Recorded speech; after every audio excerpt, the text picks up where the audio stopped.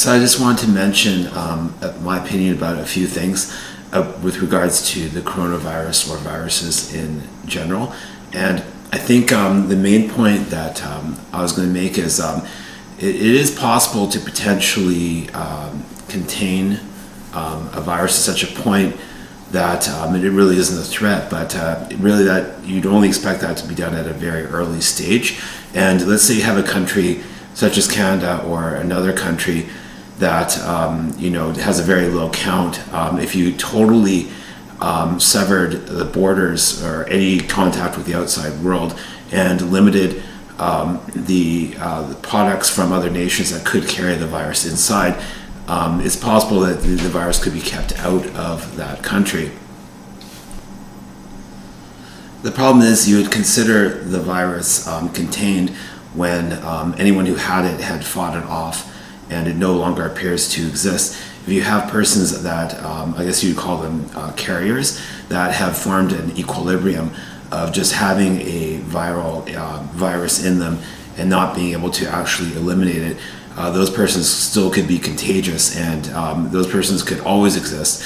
And also in a country like such as Canada, there'll always be a certain number of cases, and all these cases could produce additional cases that have not gone to a hospital, who are unknown, who are out somewhere. So once these things get started, it'd be very difficult to eliminate them, apart from actually forming a vaccine and giving it to everyone.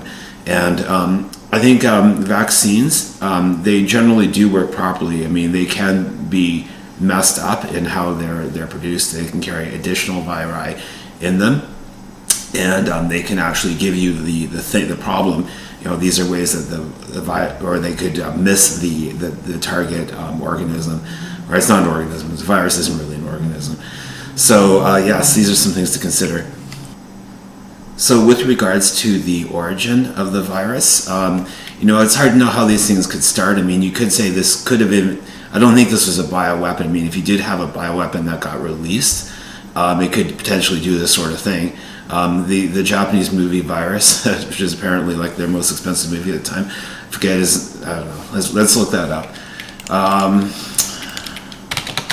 Japanese virus movie, I think it is 1972. 1980. It's a 1980 film. It kind of followed this theme, this Japanese virus movie. It's anyway, I don't think this is probably not. This could be a mutating virus, but it's hard to know. Like if this occurs at only one point of transmission, so there'd be like one person in the world that would have originated this virus. And this virus, I'm thinking of it. It's similar to the cold, I think. I don't know. But the point is that it has a tendency to get more severe and potentially start shutting down parts of your body into such a point that it's fatal, which makes it dangerous. And you're looking at a potential for a significant percentage of the population, significant casualty count as a result of this particular virus. So the ability to ward off this virus is really dependent on a very good functioning immune system.